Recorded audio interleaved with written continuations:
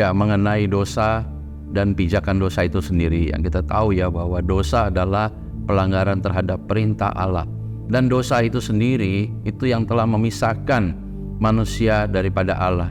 Sejak manusia pertama jatuh dalam dosa, nah dosa yang menjadi natur itu bagi setiap keturunan daripada manusia yang pertama, yaitu Adam, itu akan terbawa terus oleh apa? Oleh darah. Darah itulah yang terus terbawa oleh keturunan-keturunan. Karena maka itu kita sebut adalah kita ini memiliki dosa turunan, karena darah itu mengalir dari manusia pertama terus menerus sampai keturunan berketurunan sampai seterusnya, sampai pada saat kita ini sekarang itu terbawa terus.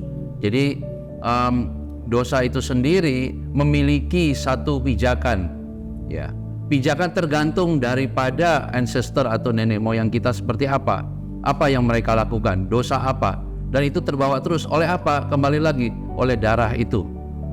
Jadi darah yang terbawa ketika kita lahir itu dari orang tua kita. Orang tua kita juga punya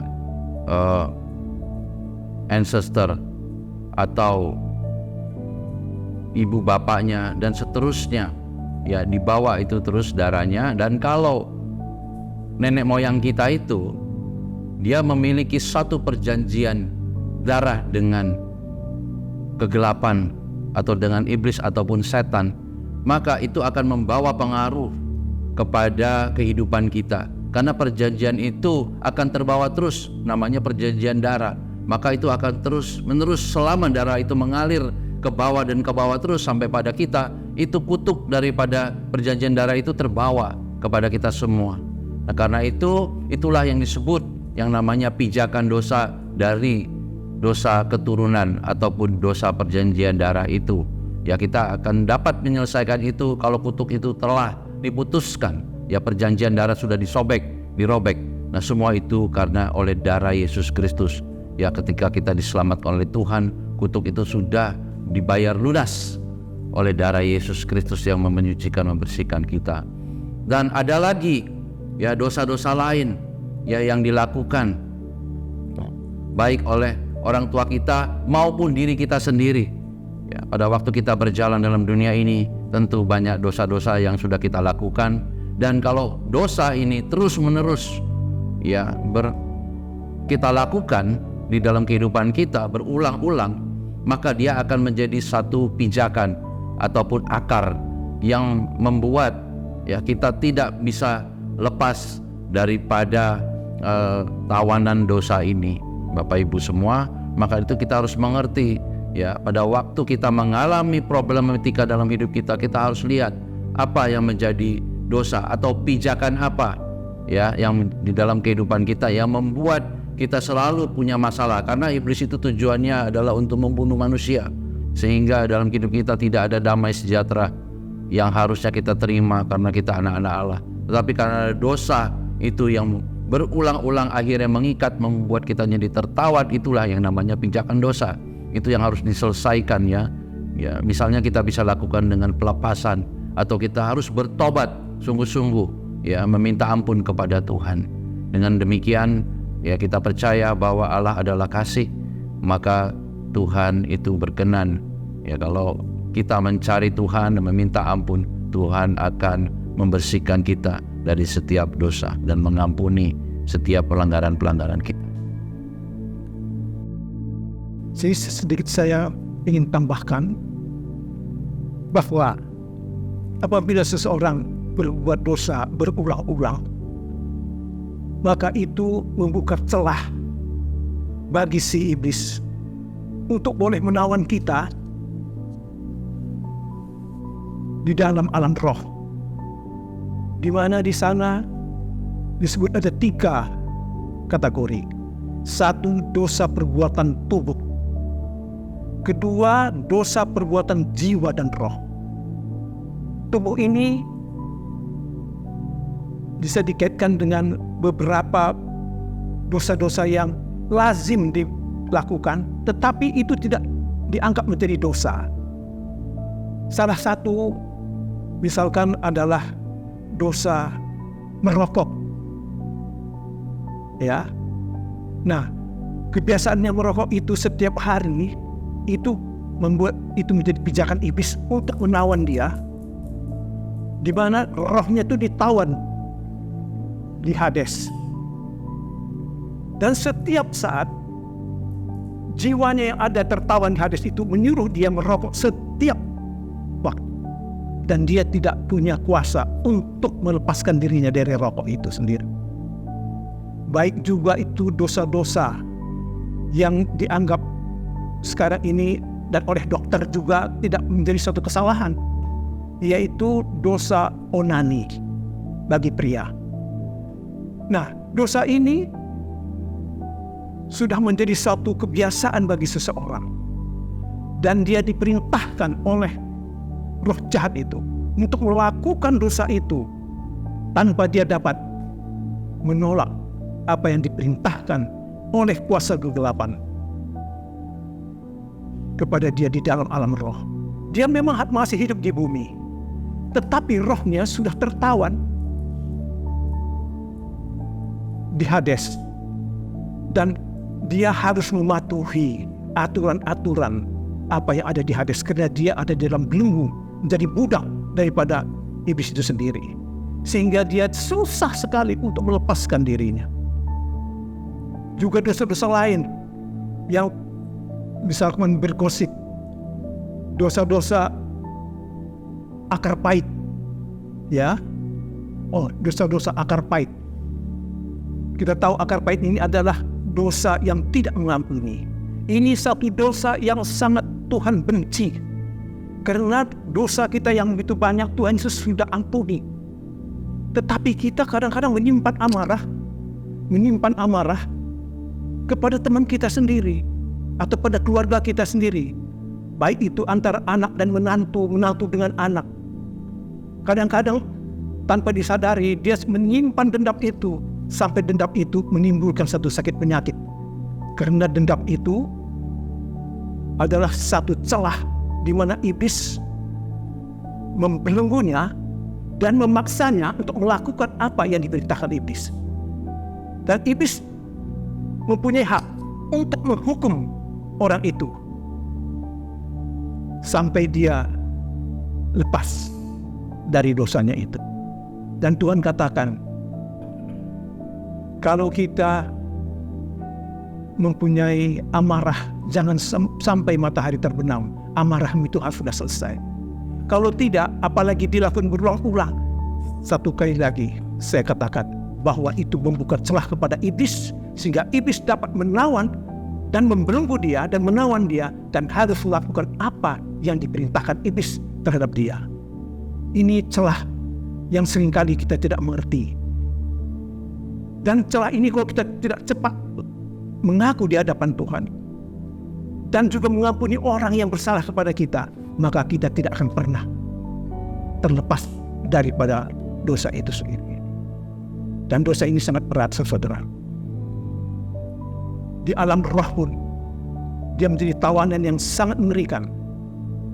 Banyak orang-orang yang dia berbahasa roh, tetapi dia ada di dalam Hades, padahal tubuhnya masih ada di dalam dunia ini. Dia disiksa di sana. Dia menangis, menjerit. Kadang-kadang timbul sakit penyakit di dalam tubuhnya yang dia sendiri tidak dapat melepaskan dirinya. Tetapi hanya satu, darah Yesus Tuhan kita mampu untuk melepaskan apapun pergumulan kita, baik itu mata satu, baik itu jiwa kita di Hades.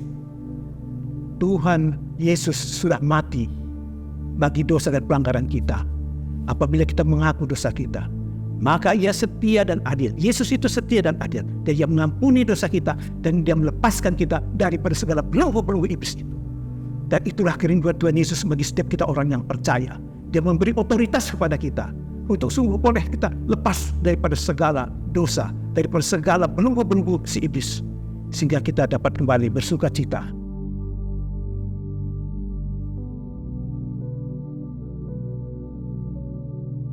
Ya, kembali lagi kepada dosa, celah dosa maupun pijakan dosa itu semua akan membawa konsekuensi bagi manusia yang berada di dalam kawanan dosa atau tahanan.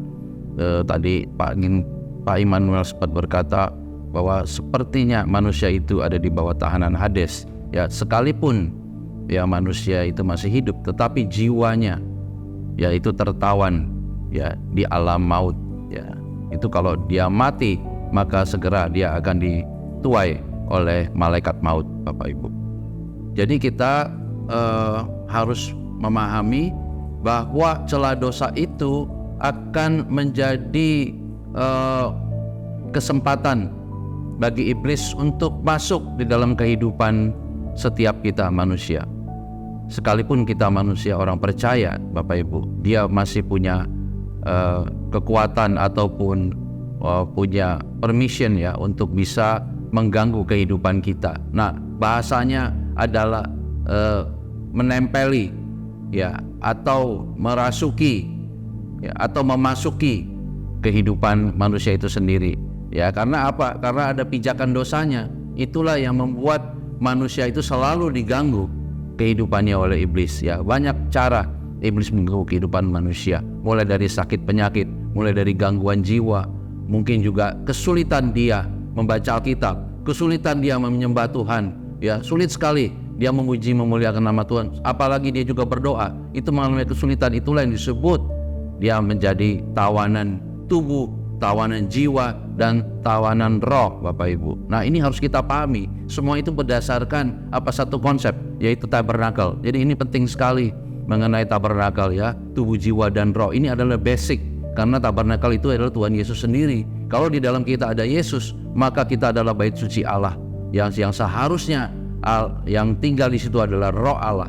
Tetapi ketika kita sudah dibersihkan oleh Tuhan Yesus Kristus, oleh air, karena kita lahir dari air dan roh ya, kita bersih oleh air, rumah kita menjadi bersih. Tapi pada waktu itu kita menganggap remeh keselamatan yang ada pada kita membiarkan rumah itu. Pada akhirnya roh-roh yang sebelumnya itu sudah ada melihat bahwa kita ini tidak diduduki oleh siapapun, tidak ada yang memimpin kita, kosong, maka dia akan kembali lagi ya memasuki kita. Apalagi setelah itu muncul lagi dosa-dosa berikutnya, padahal kita sudah ada di dalam Yesus. Makanya banyak sekali orang Kristen yang sudah terima Yesus, dosanya juga banyak ya, karena tidak mempersilakan sungguh-sungguh roh Allah, Roh Kudus memimpin kehidupannya. Dirinya itu ya menjadi tuan atas dirinya sendiri. Seharusnya Roh Kudus yang menjadi tuan, sehingga tidak ada yang namanya iblis itu menempel, mengganggu kehidupannya. Ya, dia hanya boleh berada di luar. Ya, kita bisa melihat contoh Kain. Ya, bagaimana Tuhan sudah peringatkan, kalau kamu tidak baik hatimu, maka dosa itu sudah mengintip. Artinya iblis siap-siap masuk, Bapak Ibu, masuk ke dalam kehidupannya. Kalau dia melihat bahwa ada dosa yang telah dilakukannya, maka iblis mulai masuk ke dalam kehidupan. Pada saat itulah hidupnya akan mengalami banyak sekali penderitaan. Baik, puji Tuhan. Tadi Pak Teddy sudah menjelaskan begitu jelas sebenarnya. Tapi sedikit saya mau tambahkan mengenai ketempelan dan roh-roh yang mengikuti. Tadi sudah dikatakan oleh Pak Teddy bahwa orang yang ada bersama Tuhan, artinya dia membaca firman Tuhan, maka itu dia tidak akan mudah ditempeli oleh roh-roh, karena ada firman Tuhan yang ada dalam dirinya. Dia ada perlindungan Tuhan melalui firman Tuhan dalam dirinya, sehingga roh-roh yang menempel ini tidak mudah dia akan menempeli seseorang. Oleh karena itu kami menganjurkan setiap pagi kita bangun pagi, kita memakai selengkap senjata Allah. Sebelum kita melakukan aktivitas kita, memakai selengkap senjata Allah. Sebagaimana kita ketahui dalam firman Tuhan berkata, kita mengenakan, kita berikat pinggangkan kebenaran, berbaju jirahkan keadilan, ya, kaki berkasutkan kerelaan untuk memberikan Injil damai sejahtera, memakai perisai iman dan ketopeng selamatan, dan juga pedang roh. Nah, ini yang kami anjurkan supaya yang namanya ketempelan yang namanya roh-roh yang mengikuti. Setiap pagi kita sudah membentengi tubuh kita, roh kita dan jiwa kita. Dan kita minta kuasa darah Yesus untuk menutup bungkus tubuh, roh dan jiwa kita, sehingga iblis tidak dengan mudah dapat menyerang tubuh, roh dan jiwa kita untuk menawan kita, karena kita terlebih dahulu mengundang Tuhan Yesus Kristus dan Roh Kudus masuk ke dalam hidup kita. Dan juga kita juga memakai juga perisai iman, ya. Dan juga kita minta dipenuhi oleh ketujuh roh Allah, yaitu Roh Kudus yang memimpin, menolong dan menghiburkan kita, yang memberikan kita kuasa, memberikan kita otoritas untuk kita boleh berdiri tegak, untuk sanggup mendorong semua keluar, baik panah-panah si iblis yang ditujukan kepada kita, kepada keluarga kita, kepada orang yang bertalian darah dengan kita. Semua itu dapat dihalau dengan kekuatan kuasa darah Yesus Kristus Tuhan. Nah, selanjutnya saudaraku, di dalam kita dipenuhi oleh kuasa Roh Kudus. Roh Kudus memberikan kita roh takut akan Tuhan, roh pengenalan akan Tuhan, dan juga diberikan roh keperkasaan untuk sungguh kita boleh berdiri tegak untuk kehidupan kita sehari-hari, berkemenangan di dalam Tuhan. Juga kita diberi hikmat, pengertian akan kebenaran firman Tuhan, dan juga nasihat, sehingga kita sungguh boleh dipakai menjadi alat Tuhan untuk melakukan amanat agung Tuhan. Karena itu tugas kita masing-masing semuanya.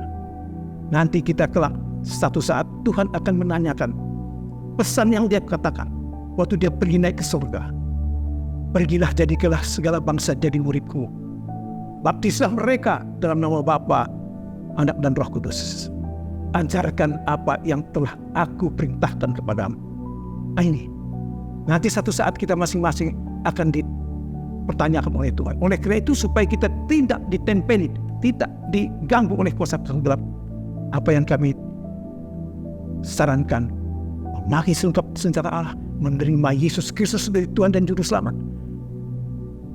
Juga selengkap senjata Allah kita pakai untuk membentengi diri kita. Lebih daripada itu, sedikit lagi saya tambahkan, saudara. Jangan lupa membaca firman Tuhan, karena firman Tuhan itu adalah Yesus sendiri yang memberi kekuatan kepada kita. Kita tahu bahwa firman Tuhan itu ada 4 hal yang sangat menguntungkan kita dan membaca firman Tuhan, supaya ketempelan apapun roh-roh yang mengikuti dihalau. Ya, ada 4 hal. 1, kita firman Tuhan itu berfungsi untuk mengajar kita. 2, untuk menyatakan kesalahan. 3, untuk memperbaiki kelakuan kita. 4, untuk membawa kita kepada kebenaran firman Tuhan.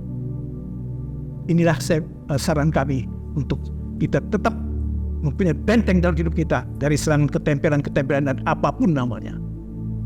Terima kasih.